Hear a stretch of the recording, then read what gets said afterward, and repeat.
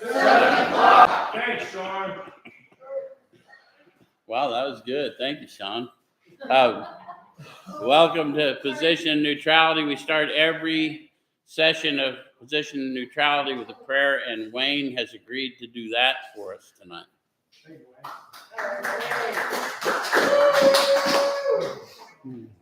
Thank you. Heavenly Father, we just come before you tonight, Lord, and thank you for your presence, Lord. We know that all things work together for good, Lord, and we just ask that you light a fire in our souls, that we may be examples for you and lights for you in this world. In Jesus' name, amen. Amen. Thank you, Wayne. Amen. And, whoa, somebody's got to, who's playing it loud? Don't play it live in here. Thanks for everyone. Stefan, we heard from you today in Philadelphia. Appreciate you. All you guys up in Canada, thank you for tuning in. Some of you on delay. And Eric, thanks for being so faithful, even though you're still recuperating. Who? Carrie and Michelle. And who else are we missing? Elliot. All right, so a special shout out to them. Chris in Lubbock, thanks for being so faithful, brother. Anyway, so what we do at Position of Neutrality, if you haven't been with us before, is we take a look at the suggested instruction for a step or so a week directly out of this book. And we use this book in 12-step recovery. Why? Yeah, the process described by the authors of this book's been proven to work for addicts of the hopeless variety, addicts to alcohol and other substances, and indeed all other human behaviors, any other behavioral disorder. We have a solution for it found within you. Yeah? So tonight we're going to be taking a look at the instructions for steps 10 and 11. So we're going to talk about things that a lot of people, I don't think, in fellowships fully comprehend what the authors are suggesting, but we'll try and make it relevant for you, especially those, the original fellowship, half of them were atheist or agnostic, so they would have no idea the disciplines that they were talking about or where they came from. The more religious types may have forgotten, at least if they were Christian religious types, they may have forgotten some of these teachings, but we're going to try and amplify for both here because we try not to exclude anybody with what we do in Position of Neutrality and make it make sense so that you can grow in it. I'm going to start on page 83 of your book. And what a lot of people in fellowships are shown are the promises, or the 12-step promises, are actually the 9th-step promises, which is where we're going to pick up from. And I want you to consider the 9th-step promises are not worldly things. They're states of being as you awaken to the spirit within you. Does that make sense? So when they start talking about not regretting the past, that doesn't mean we're focused on the past. We just know that the past that we've been delivered from is useful to somebody that's going through it or preparing to go through it. Yeah. And so when appropriate, we are properly armed with our facts about ourselves, and we can tell them the story of how that went down. But in order to be able to do that, we need to sort of stay awakened ourselves. So we're going to start with the 9th-step promises, which is our spirit beginning to wake up within us. And then we're going to start looking at 10 and 11, which is the disciplines through which I maintain that awakened state of spirit and strengthen that. Does it make sense? All right. So bottom of 83, if we're painstaking about this phase of our development, we'll be amazed before we're halfway through. So now that I've explained what that is, we understand this phase of our development. As I've taken an inventory, I've learned the facts about myself, I've shared them with another human being. I've learned that the flow of the spirit isn't conceptual, that it's sensory and it's tangible. And I've started to learn to discern between the way I think and the way the spirit would prefer I act. Yes? Okay. So then it says we're going to know a new freedom and a new happiness. So when they say new, what do they mean? Never before. Yeah, unlike anything I've experienced before. So they're not talking about abstinence per se, although that may be unfamiliar to us. They're talking about what I asked for in 3. right? What did I ask for in 3? Freedom from the bondage of self. Relieve me of the bondage of self. So I'm starting to experience that now. Yes? Yes. Okay. And then it says, we'll not regret the past nor wish to shut the door on it. We kind of talked about that. Don't live in the past, but when appropriate, you go visit it to either remind yourself what you're going through is passing, or whatever you're seeing someone else is going through. You can encourage them that we get through those things. Yep. All right. So we'll comprehend the word serenity and we will know peace. I like the way the authors talk to us about states of being. Focus on that just a little bit. Comprehend and know. Right. That's deeper than an intellectual exercise, isn't it? Yeah. So to know peace is not necessarily to be absent the storm, but to be peaceful in the storm. Right. Yes? Yeah. All right. So no matter how far down the scale we've gone, we'll see how our experience can benefit others. Yes? Yes. And I would caution you, you will, if you continue and you go and show others what you've been shown. You'll get a little stale if you don't. Yeah. Right. That feeling of uselessness and self-pity will disappear. How many of you have fallen into states of uselessness and self-pity and then went out and helped somebody and found Yes. that disappeared again? Yeah. All right, so we'll lose interest in selfish things and gain interest in our fellows. How many of you started to realize that the selfish things cause my suffering, and when I focus on how I can help others, somehow I become unburdened? Yeah. So it's a state of being. It's not for us to lecture about. You need to walk it out and have the experience, yeah? All right, so self-seeking will slip away. Now they're promising me. I'll quit participating in the selfish condition by self-seeking, and I'll start turning my thoughts to how I can help. A window opens into our consciousness when we turn our thoughts to another, Right. and it allows for something new to come in. Make sense? All right, so our whole attitude and outlook upon life will change. Now, they talked about us needing a revolution, right? We needed a revolution in the way we lived and thought. And now they're talking about how that's happening. We think of a revolution, we often think suddenly, but it's not necessarily always suddenly, is it? Sometimes it's a process of viewing the world differently and then suddenly discovering, wow, I don't think the way I used to think. Yeah? All right. So fear of people and of economic insecurity will leave us. A lot of times people don't get that. Fear of economic insecurity and fear of people generally comes from me confronting those fears and starting to engage with people. And I'm probably going to go through some economic insecurity. And for many of us who have behavioral disorders around economic insecurity that cause us to behave in criminal patterns, now it's not necessary to do that because that's no way to build lasting foundations. Yes? Right. Right. So we'll intuitively know how to handle situations which used to baffle us. How many of you have had profound experiences of that? Oh, yeah. Huge. I mean, sometimes in the beginning, it's just simple. Like I could not get to work or keep a job. And even when I could get to work, they would drug test and then I couldn't keep. Yeah. So that baffled me. Yeah. Yeah. But now, and then later on, it's all kinds of, for one thing, as we grow in the spirit, we perceive problems less. So there's less that needs to be solved. Does it make sense?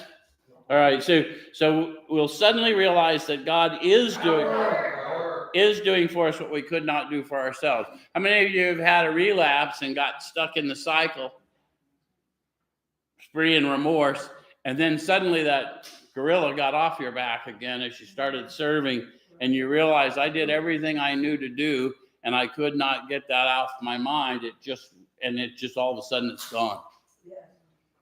Yeah, that's a state of being. We just realize we're no longer tethered to something, don't we? It's different than I don't pick up no matter what. How many of you have stopped smoking? How many of you have had it removed? Have you noticed that's a different experience? Yes. Yeah, we don't notice what everyone else is doing. We don't care if they're smoking around. I mean, it's not the most pleasant odor, but who cares? Whatever. You know? So then it says, are these extravagant promises? Yes. Yeah, Carrie Ann says, yes, they are extravagant. And the thing is, if you look at them, the reason the authors would want to do that is because they wanted us to understand, look, we know who we're talking to. We tend to embellish things. We tend to oversell.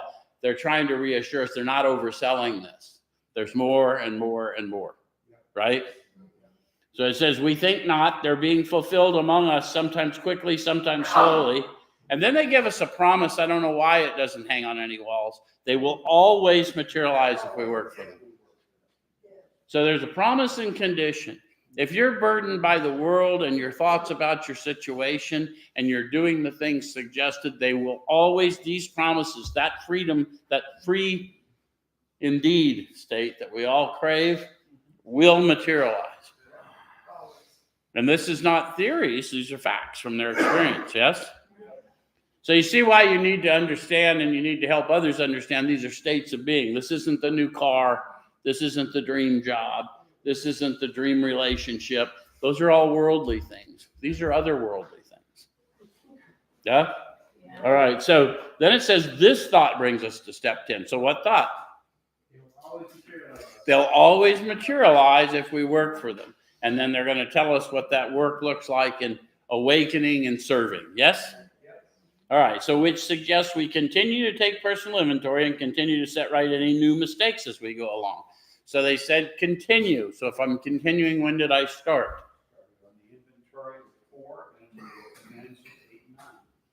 Yeah, everyone agree with Sean? I don't know, those of you online may not hear him, but I learned to take inventory in a particular way and in the step 4 practice.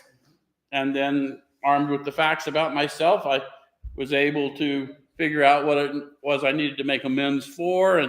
And so they're suggesting I do that when?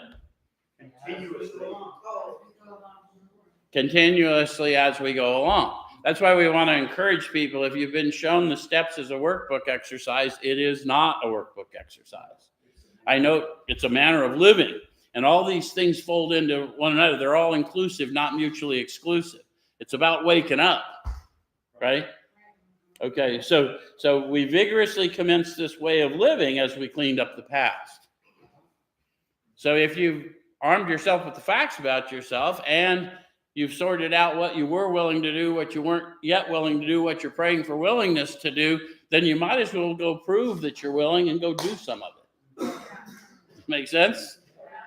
All right, so we have entered the world of the Spirit. They didn't equivocate, did they? Now, think about that. If you're coming from a more religious background, that may not sound like much of a thing to say. But if you came from the atheist or agnostic persuasion, they obviously have had a different experience, haven't they? We have entered the world of the Spirit.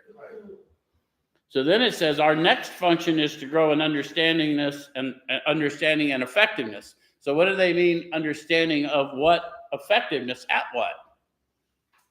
Understanding who we are and effectiveness of what we're doing. Yeah. Effectiveness of helping others. Maybe. Well, and what help looks like. Understanding the difference between my voice and his voice. How many of you are pretty sure whatever you're fixing to do was God-led and found out later, nope, that was Joe.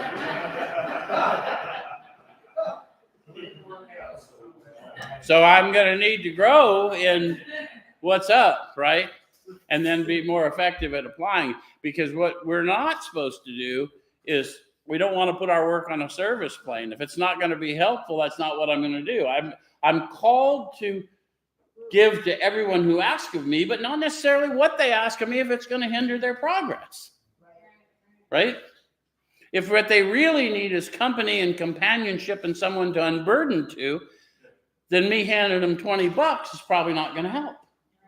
Right? Okay, so this is not an overnight matter. What's not an overnight matter? Growing in understanding and effectiveness. It means you're going to have to do more of it. How many times did you go to the trap house? Every day. Did you ever go more than once a day? Yeah, absolutely. How about you drinkers? Did you ever, after that first sip, have another? So you may have to practice it like you mean it, right? All right, so then it says it should continue for our lifetime. Right? What was the step 3 decision? My thoughts and my breath to advocate for my brother and sister for a lifetime. In exchange to live out my life and truly live, I'm going to live for a higher purpose. Yeah? All right, so continue to watch for selfishness, dishonesty, resentment, and fear. If I'm going to continue, when did I start? Step 4. See, We Sean. always argue about this. In step 4, what I learned was I was shown how my fear drove me, 100 forms of fear drove me in different ways. Myself manifested. And through dishonesty, lies I tell me, and self-seeking behavior, I found myself in selfish conditions. And I unwound all that to get armed with my, what had really happened, how my loss of identity, not knowing who I was and whose I was always trying to people please or think more highly of myself than I ought. And as a result, I did harm to others and found myself in a pickle. Yeah. And so I'm going to continue to watch for those. What am I going to be watching now because of step 4? I'm going to be watching my thoughts. Yes. Right. Now, people think they're watching out here, but I'm not, because I don't really see out here. I only see my thoughts. And I'll never know what to do to help you until I get my thoughts out of the way, right? My judgments. All right, so when these crop up, we ask God at once to remove. So they didn't say if these crop up. They said when. So when you've been delivered from one deplorable state, if you don't stay disciplined, the likelihood is some of that stuff returns. Right. One book says 7 more will come in from the arid places, and you'll end up worse than you were. Yeah. How many of you have ever hit that pipe one more time just to celebrate something?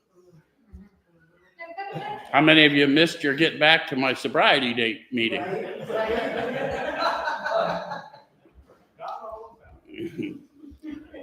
I just kept moving it.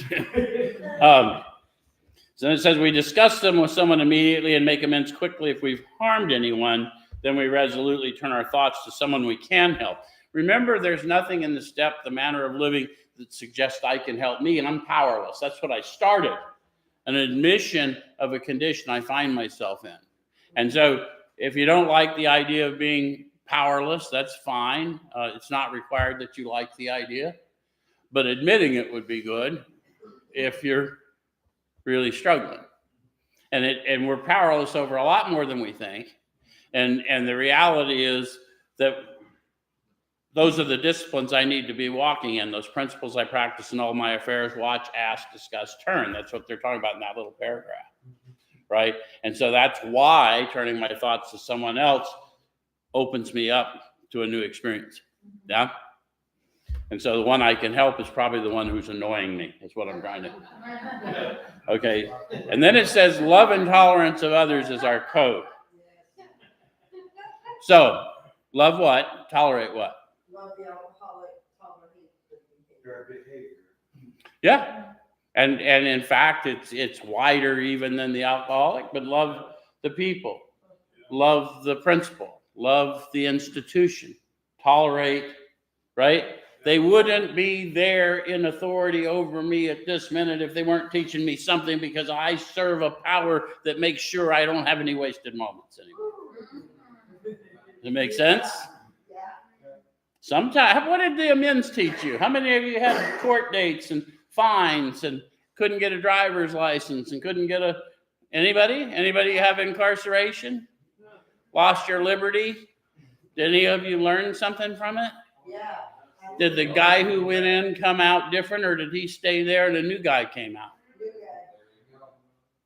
Yeah, that old guy stayed in there and you came out. And if that didn't happen, you going back, right?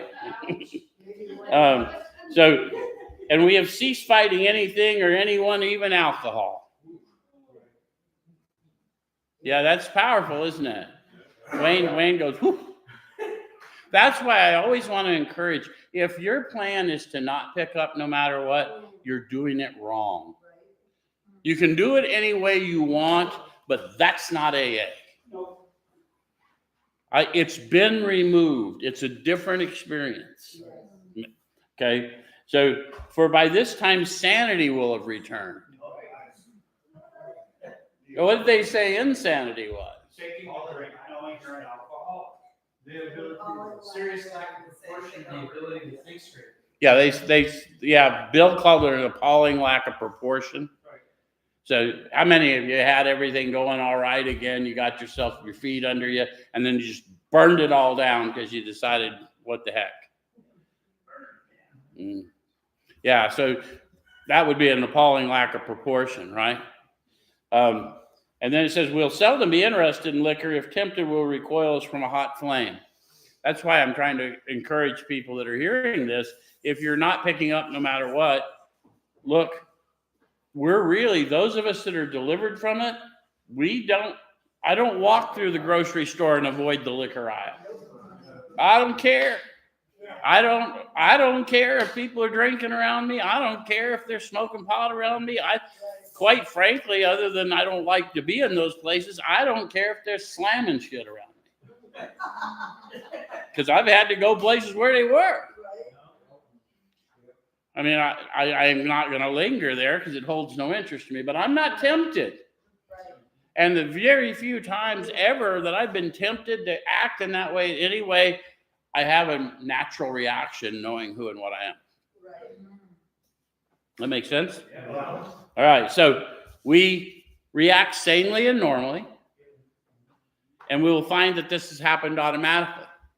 How many of you were prone to overreacting?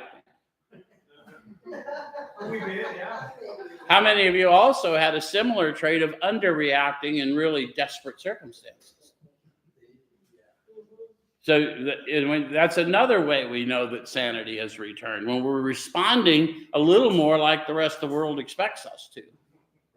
Not entirely, because the world wants you to be mad at certain things, and as you grow in the Spirit, you're just not.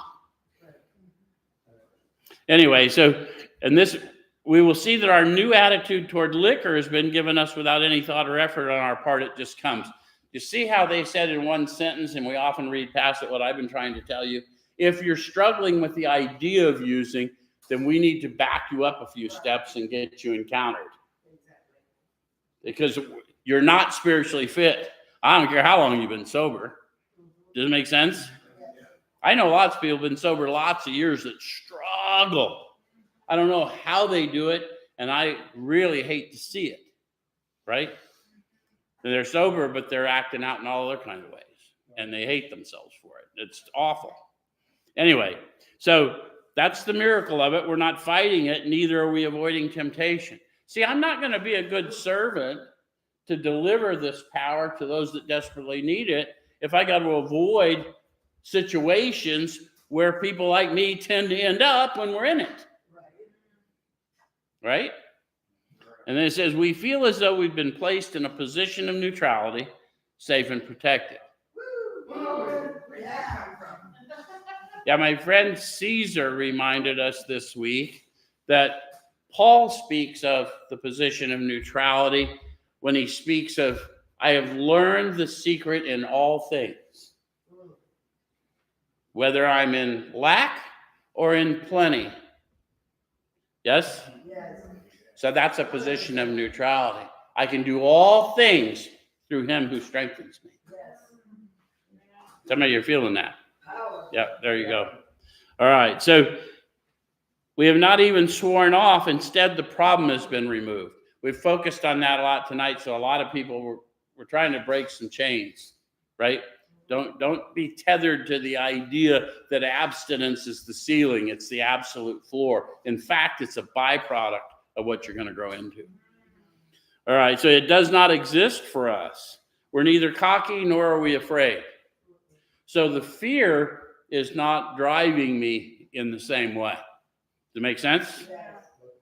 And then it says, that is our experience. I think that's an important thing to focus on. These authors have made every effort to tell you how they thought, who they were, what their religious beliefs were, how they drank, and they're not witnessing to you as clinicians, although many of them were. They're witnessing to you as people who have been where you are, wherever it is you are. Yeah? Okay, so that is how we react so long as we keep in fit spiritual condition. So, if you're reacting, instead of going to the drink or the drug or the whatever other behavior, what's the thing to do? Am I fighting anything or anyone, right? Go back through the checklist. How many of you have known you had to go through something, but you didn't want to go through it? Yeah. And how many of you pretty much knew you were powerless? You were going through it. But I still don't want to. Right. How long did you suffer from the don't want us? Right? So they're talking about real world stuff. Yeah? So it's easy to let up on the spiritual program of action and rest on our laurels. That's when someone says, have you prayed about it? And I go, well, that's just dumb.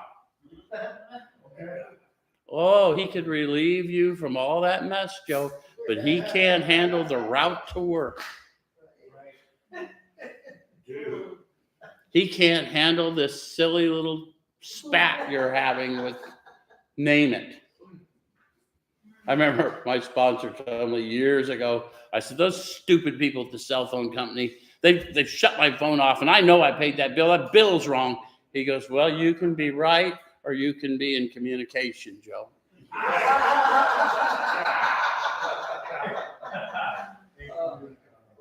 So what I'm saying is Joe spent a lot of time making his own problems. He still does, but not as often. And I don't stay stuck there, and it has nothing to do with me. It has to do with the power I've encountered because of this. Yeah? So we're headed for trouble if we do. Huh. Is that a warning? For alcohol is a subtle foe. You know, we can always tell the ones that are getting close to going off on something because they're restless, irritable, and discontent. And if we would be into our calling, we would pull them aside and say, hey, look, I can feel it on you. And you can be as mad at me as you want to, but you can't lie to me without my permission, right? Okay, so we're not cured of alcoholism. See, they're telling you alcoholism has very little to do with alcohol at all, huh? It's a symptom of my underlying malady. So what we really have is a daily reprieve contingent on the maintenance of our spiritual condition. Why do I want to maintain a fit spiritual condition? So I don't die. It helps if you have some grounding, even if it's not your belief system, if you get some grounding in that other book. For we do not wrestle with flesh and blood. We wrestle with authorities and principalities and heavenly realms. And the weapons we use, which is what they're teaching, is how to arm ourselves for today, not with these, but with the fists of our mind, right? Power to demolish strongholds. And the strongholds are my thoughts about situations, my thought loops that keep me stuck in things I know aren't in my best interest, yes? So we take captive every thought and submit it to power within. Yes?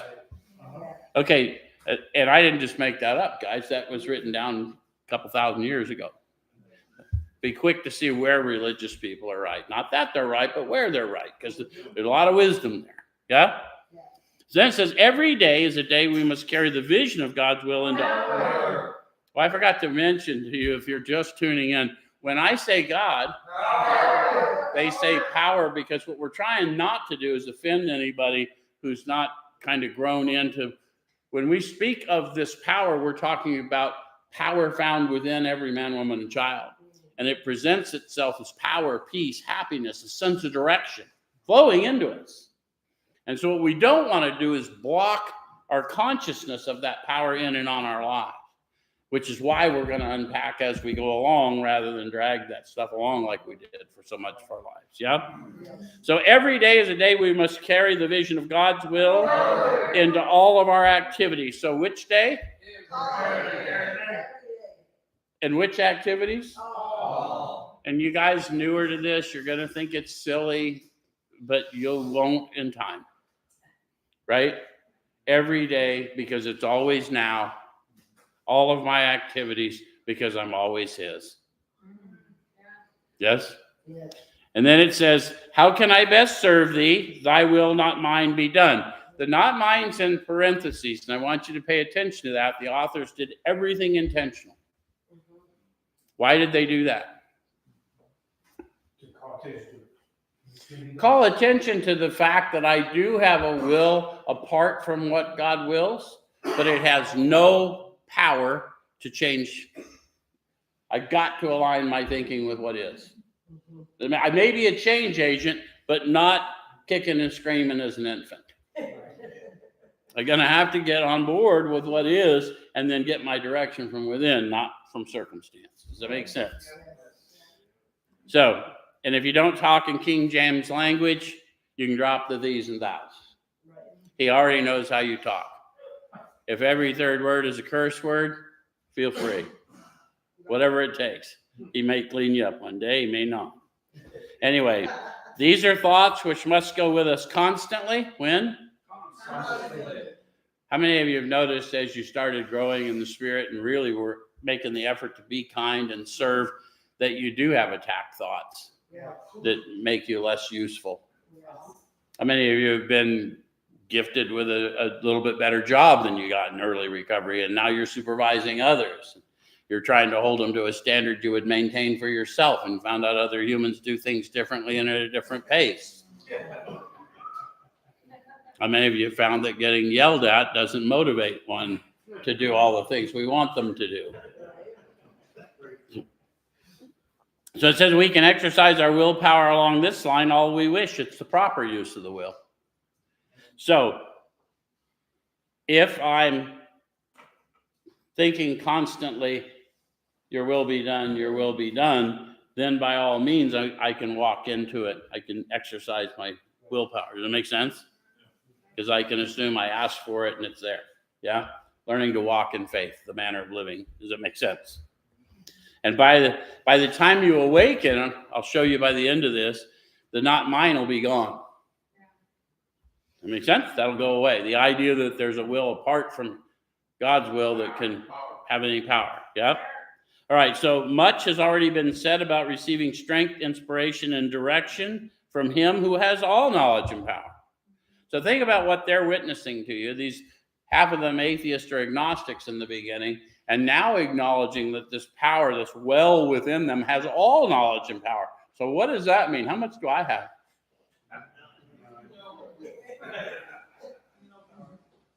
That other book tells us, remain in the vine. Apart from me, you can do nothing. Okay, so if we have carefully followed directions, we've begun to sense the flow of his Spirit into us. See how they're talking about something sensory? We really, when you're working with the new guys, if they've struggled and you've already taken them through a 3rd step prayer and a 4th step, and you've even heard a 5th step, and they're back, what did I do? What did I do? Don't start at 1, start here. You're not keeping up with your disciplines, and you're not serving. That's what's happening. It has nothing. This isn't an intellectual exercise. There was no logic to why I kept drinking after my history. There was no logic why I was willing to surrender absolutely everything to feed an opiate addiction. So there's no sense in going back and revisiting it because it's not logical. I've had my encounter. Am I being faithful to the power restored me? If I'm not, what's it? Right? Then I need to get busy serving. All right, so to some extent, we've become God conscious. Interesting use of words, to some extent. So what is God consciousness? Aware that I'm aware that there's something operating in me, but not of me. Right? How many of you have known that was operating in you, and then you decided to take it out for a walk and professed something on somebody or whatever, and you realized there was no power there. It was just you trying. Have you ever done that? Most of us have tried that, and we realize, oh, this wasn't what I was supposed to do. Okay, listen, anytime someone's speaking to you in the spirit, regardless of your belief, you're going to feel different in their presence. You'll feel it. And if you're awakened at all, they'll feel you. They'll know who you are and whose you are. All right, so we have begun to develop this vital sixth sense. Why is that consciousness vital? It is life, right? Right? It's your breath. It's everything that is the human existence. How many of you started seeing different, hearing different, feeling different? Yeah. All right, so, but we must go further, and that means more action. So they keep encouraging us to go more. Don't retrench. Don't go into complaining. Serve, serve, serve. All right, so step 11 suggests prayer and meditation. If you're going to ask, listen. Yes. How many of you are so busy asking and just never quit selling? You ever met that guy? He never quit selling. It's like, you don't know how to take yes for an answer, do you, Bob? So we shouldn't be shy on this matter of prayer. Better men than we are using it constantly. It works if we have the proper attitude and work at it. So what are the works that they're suggesting? Wake up, stay awake. Be in discourse with my Creator all day as I go along. Yes? All right, so it would be easy to be vague about this matter. How many of you are having revelations as we break this down and realize that people have showed you this before? We're very vague about this matter. People are vague because they don't know. They haven't put it into practice. It's very difficult to describe even for those of us who live in it because of its sensory nature. We can only encourage you, right? That if you'll practice these things, you'll find that you have progressive freedoms of your thinker. Yeah, thank God. So yet we believe we can make some definite and valuable suggestions. So shall we dive into some of their? Yep. So when they say definite and valuable, if you'll put them into practice, you'll find value. And they're specific enough, anyone can put them into practice. Does that make sense? Yep. So when we retire at night, we constructively review our day. Right. How many of you didn't do a lot of constructive reviews? Maybe destructively reviewed your day. Any of you live in remorse or hatred or resentment? Yeah, even self-loathing is that. So one of the things we're going to do is we're going to start acting our way into better thinking. And one of the ways we act is start constructively reviewing. That's why every meeting you go to, every third meeting, they're going to want to talk to you about gratitude. And you're going, what the fuck they want to talk about gratitude for? It's because I need to change my thinker and discipline it to be grateful for the breath I have and the opportunity to serve. And I got a bunch of people been to a lot of meetings. They all chuckle because they've all had that, another gratitude. You know, hit that sucker with a stick. All right, so when we retire at night, we constructively review our day. Were we resentful, selfish, dishonest, or afraid? Now, that's what I was supposed to be looking for all day long as I went along.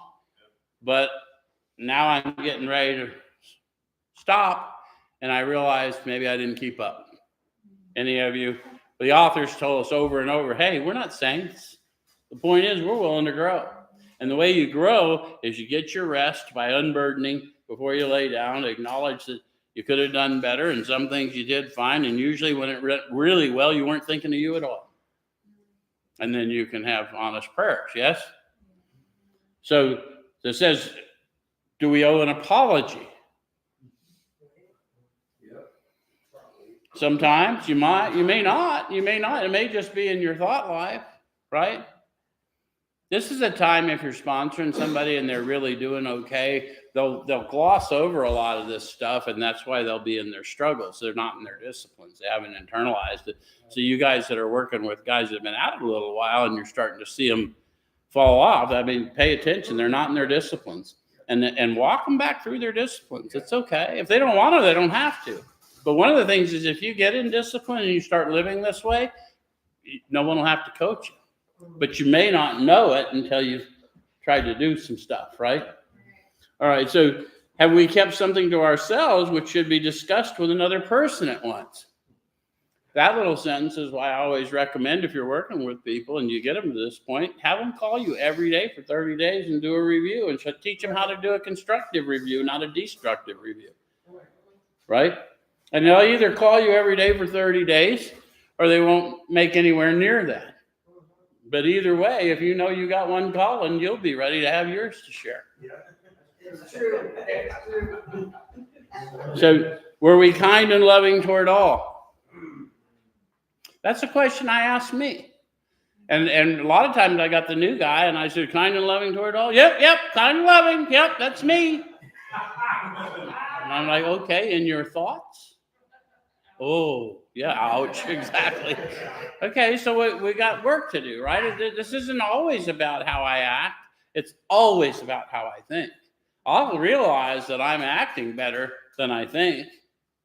And then in time, in discipline, I'll think better. Do not conform to the ways of this world. Rather be transformed through the renewal of your mind. You want that promise? Do these things. What's that thing about way to better acting? It's better acting. I'm sorry? You said a thing about way to better acting. No, we act our way into better thinking. We've been in our addiction, we try and think our way into better acting, right? And it doesn't work because we don't have cognitive skills. We're retarded in that way. Well, I mean, I was an opiate addict, right? And I was fine with pills or, whatever. It didn't matter.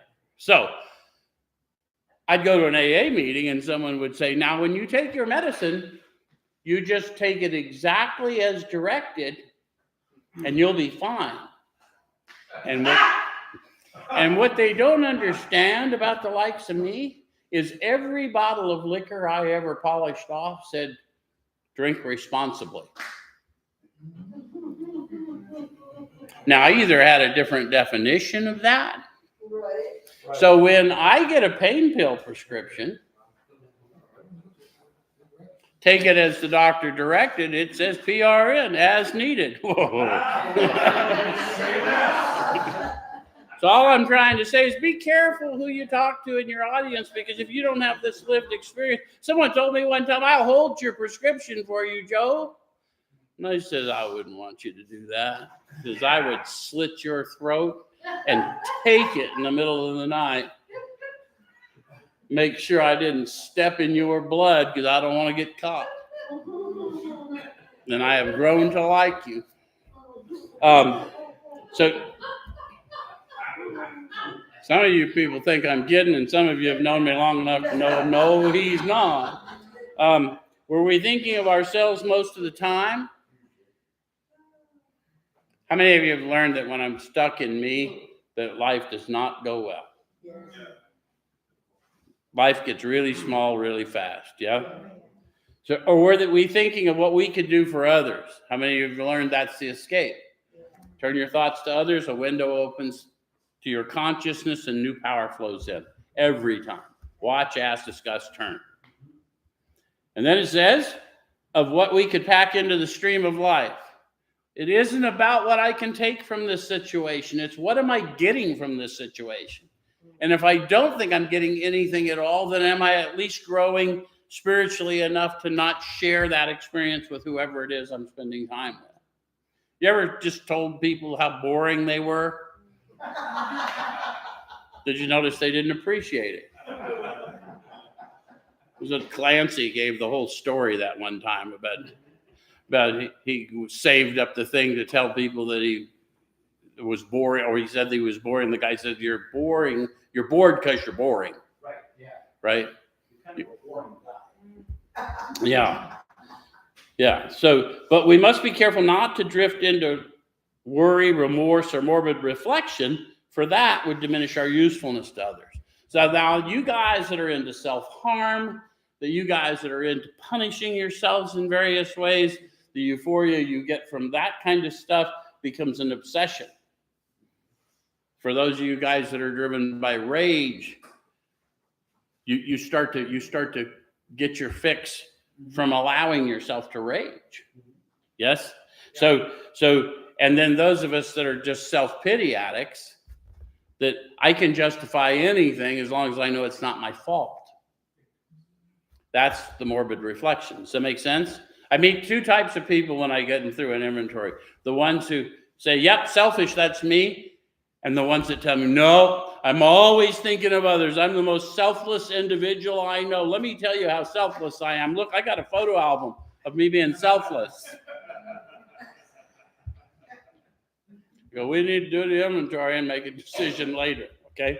So after making our review, we ask God's forgiveness and inquire what corrective measures should be taken. So if I'm asking, I'm expecting, yes?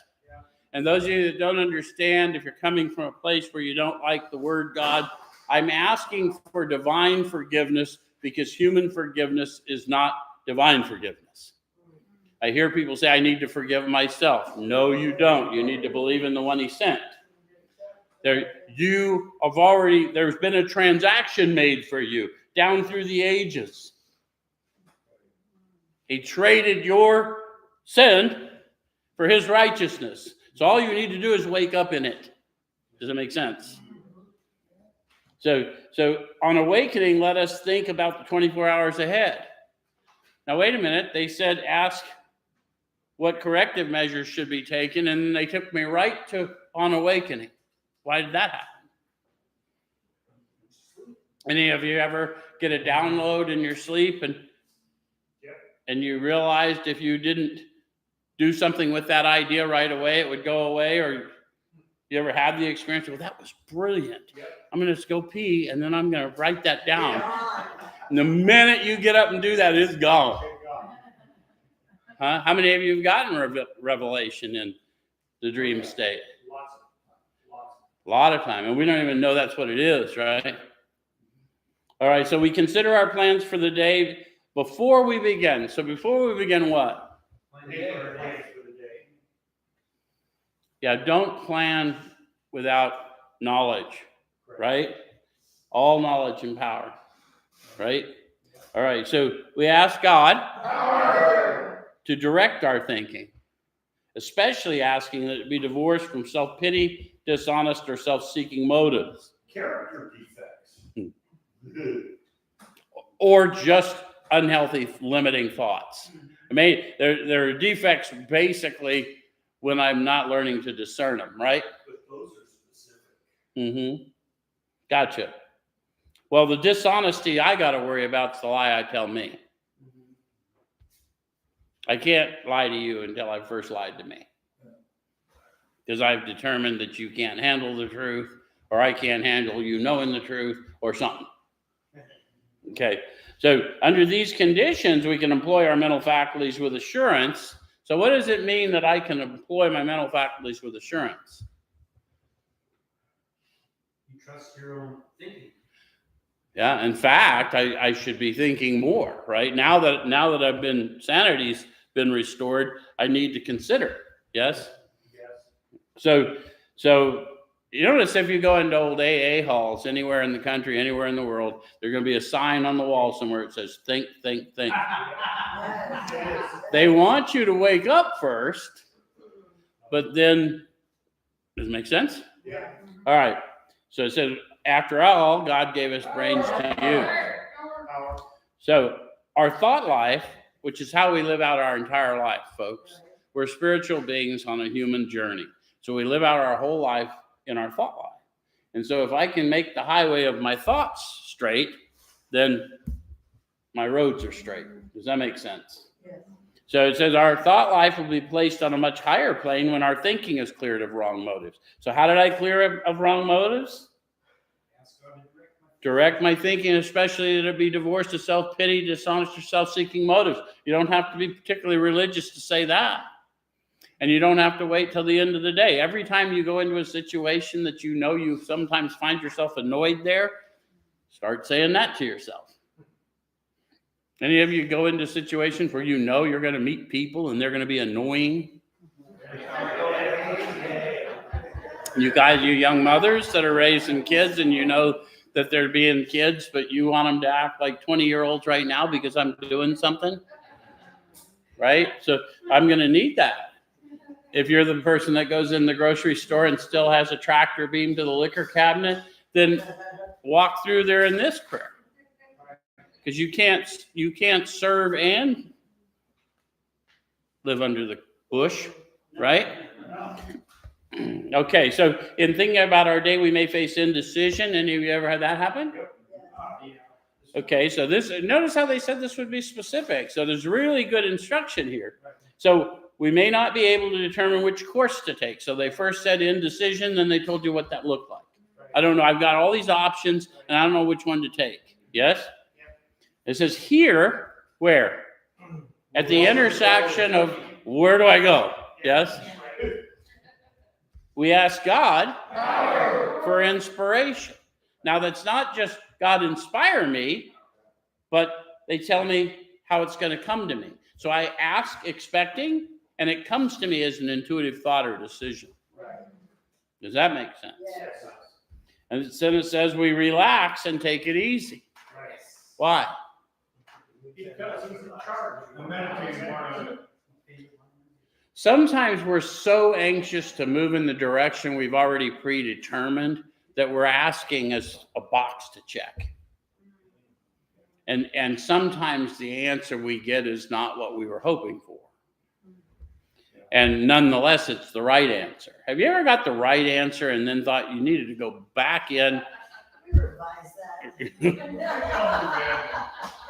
So I need to quiet my mind enough to receive instruction and not just act. And again, I've got power in me to demolish those strongholds and pull them down and submit them to the power within me for good. Yeah. But I'm going to have to participate in that. So it says, we're often surprised how the right answers come after we've tried this for a while. So you may be surprised that all of a sudden you're not struggling as much. And you may be surprised that someone else notices you're not struggling as much. That's usually what happens. Someone asks, well, I don't know what you're doing, but keep doing it because you're a whole lot different than you once were.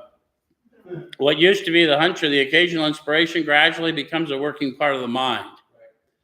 Being still inexperienced and having just made conscious contact with God, it's not probable that we're going to be inspired at all times. Why did they warn us about that? Because we're going to screw things up.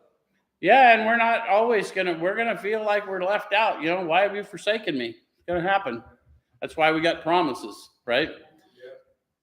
We might pay for this presumption in all sorts of absurd actions and ideas. To Sean's point, I may get an inspiration in the spirit and then think that's crazy. And I won't know if it was until I try it, right? All right, so nevertheless, we find that our thinking will, as time passes, be more and more on the plane of inspiration we come to rely on. The spirit within, inspiration, inspiritus. When we talk about, I want to be led in the spirit from within me and not by the circumstances of the world. All right, so we usually conclude the period of meditation with a prayer that would be shown all through the day what our next step is to be. That we be given whatever we need to take care of such problems. We ask especially for freedom from self-will and are careful to make no request for ourselves only. We may ask for ourselves, however, if others will be helped. We're careful never to pray for our own selfish ends. Many of us have wasted a lot of time doing that, and it doesn't work. You can easily see why. I like to point out to people, you may not, depending on where you are in the journey, easily see why.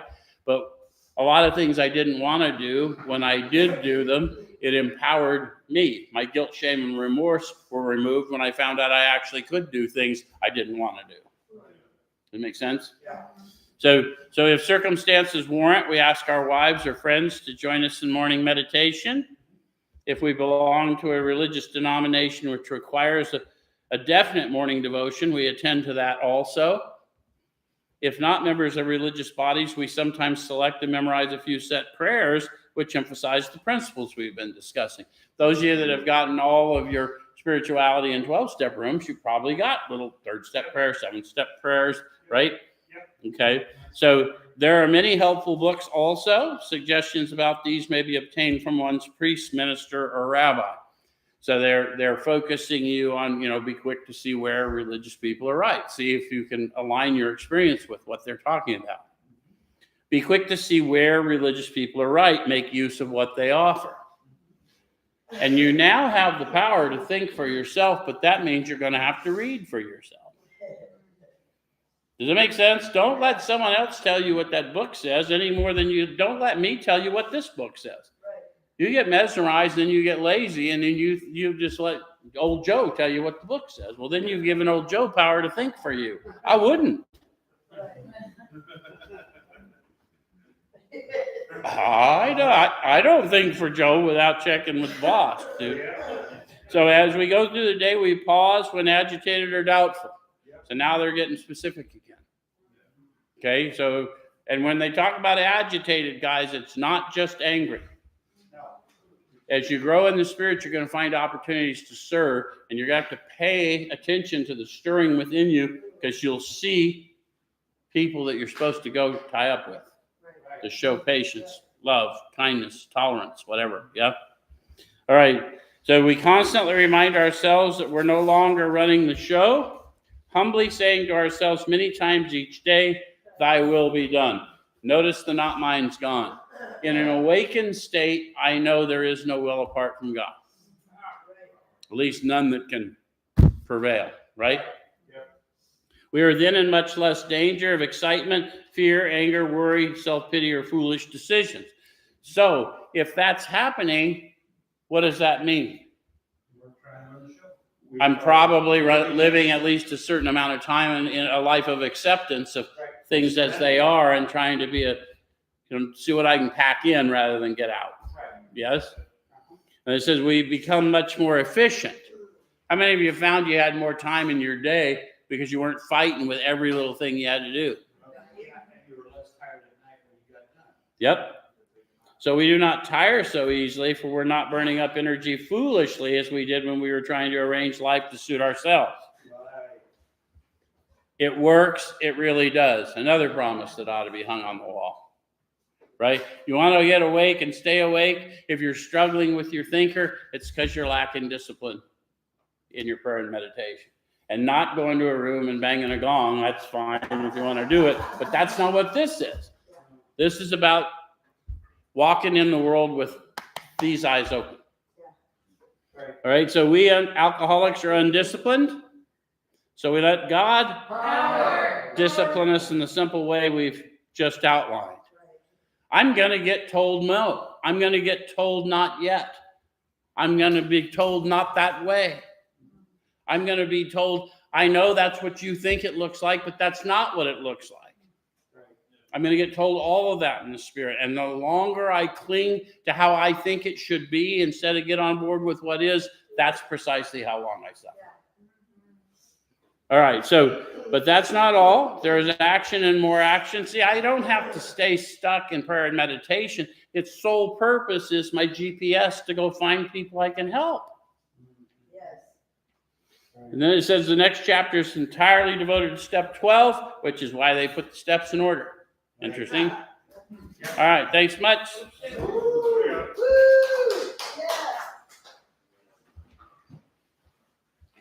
Wow, 2 buttons to push. I don't know if I'm capable.